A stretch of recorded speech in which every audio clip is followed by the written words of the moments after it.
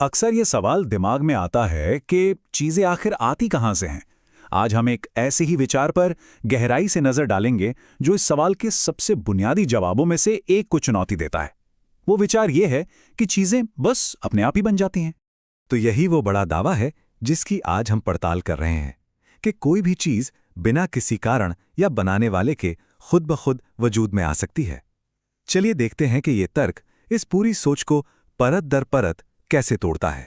लेकिन ये विचार जितना सीधा साधा लगता है ना, उतनी ही इसमें दिक्कत है। इस तर्क के मुताबिक ये दावा न सिर्फ इनकंसिस्टेंट है बल्कि काफी हद तक बेतुका भी है। तो आइए देखते हैं कि लेखक इसे कैसे गलत साबित करता है। तो इस बड़े आइडिया को आसान बनाने के लिए लेखक एक ऐसी चीज का उदाहरण लेता है जिससे हम सब वाकिफ हैं, एक जिंदा जीव। और यही बनेगा हमारे पूरे तर्क का सेंटर पॉइंट। तो शुरुआत होती है इंसानी शरीर की उसकी अविश्वसनीय जटिलता से। इसको एक महल की तरह इमेजिन किया जा सकता है, लेकिन ये कोई आम महल नहीं है। ये एक ऐसा महल है जैसा शायद ही पहले कभी देखा या सुना गया हो। यहां सबसे जरूरी फर्क समझने वाला यह है कि हमारा शरीर सिर्फ ईंट गारे का ढेर नहीं है। बिल्कुल नहीं। ये एक डायनामिक, हमेशा बदलता रहने वाला और हद से ज्यादा कॉम्प्लेक्स सिस्टम है। चलिए देखते हैं कि ये काम कैसे करता है। तो ये एक ऐसा महल है जो कभी एक जगह टिककर रहता ही नहीं। ये लगातार खुद को बना रहा है, अपने आसपास के यूनिवर्स से एनर्जी ले रहा है, और इसके अंदर जो अरबों खरबों एटम्स हैं वो सब एक साथ एक अजीब से तालमेल में काम कर रहे हैं। मतलब ये कोई बिल्डिंग नहीं है, ये एक जिंदा सांस लेती हुई प्रक्रिया है। अब यहां से ये पूरा तर्क एक बहुत ही दिलचस्प मोड़ लेता है। अब हम बड़ी पिक्चर से हटकर शरीर के सबसे छोटे हिस्से पर फोकस करते हैं, एक अकेला एटम। और असल में इस तर्क की असली परीक्षा यहीं पर होती है। और बस यहीं पर एक बड़ा सवाल सामने आता है कि अगर कोई बाहरी डायरेक्टर नहीं है, कोई कंट्रोल करने वाला नहीं है, तो एक इतने से एटम को अपना काम ठीक से करने के लिए क्या-क्या जानना जरूरी होगा। और जैसा कि हम आगे देखेंगे, ये जानकारी एक नामुमकिन बोझ है। तो इसको थोड़ा आसानी से समझते हैं। एक अकेले परमाणु को न सिर्फ पूरे शरीर का स्ट्रक्चर पता होना चाहिए, बल्कि ब्रह्मांड के साथ उस शरीर का क्या रिश्ता है ये भी समझना होगा। इतना ही नहीं, उसे अपने होस्ट की पूरी हिस्ट्री, उसके पूर्वज और उसे पोषण कहाँ से मिलता है ये सब जानना होगा।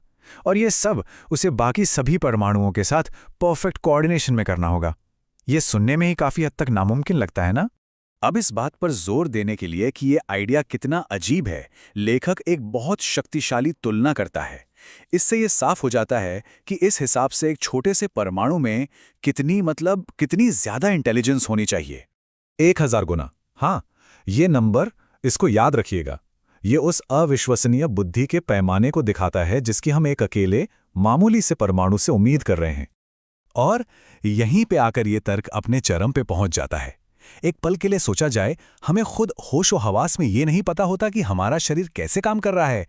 फिर भी इस अपने आप बनने वाली थ्योरी के हिसाब से हमारे शरीर के हर एक परमाणु में हजारों महान दार्शनिकों के बराबर की समझ और बुद्धि होनी चाहिए।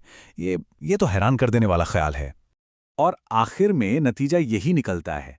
एक परमाणु को इतना ज्ञान, इतनी समझ का श्रेय देना, वो मूल दावे से भी 1000 गुना ज्यादा पागलपन भरा है।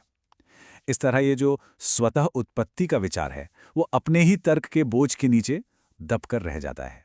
तो अगर चीजें अपने आप नहीं बनती तो फिर होता क्या है?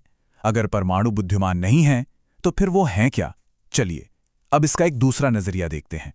यहां पर एक बिल्कुल अलग तस्वीर पेश की जाती है। इस नजरिए से परमाणु कोई समझदार करता नहीं है, बल्कि वो सिर्फ उपकरण है, ऐसे सेवक जो नियमों का पालन करते हैं।